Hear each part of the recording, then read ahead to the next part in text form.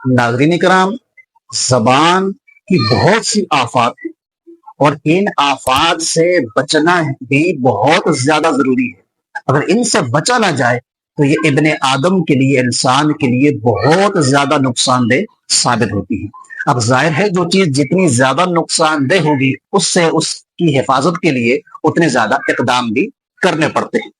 अब जबान की जो आफात हैं उनमें सबसे पहले फहशगोई, गालम गलौज, लान तान, गीबत, चुगली, झूठ, बहतान तराशी, ये तमाम चीजें जुबान से सादिर होती हैं और ये तमाम चीजें इंसान की शख्सियत को नुकसान पहुंचाने वाली हैं।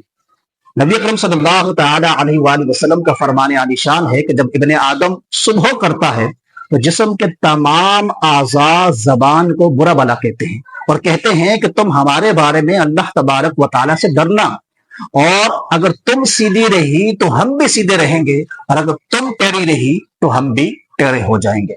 इसी तरीके से हज़रत इमाम गज़ाली रहमतुल्लाह तआला अलैह फरमाते हैं कि ज़बान के इस कदर आफात हैं तो इससे बेहतर यह है कि बंदा खामोश रहे और खामोश रहने में ही आफियत है। अल्लाह तबारक व तआला हम सब की ज़बानों की हिफाजत फरमाए।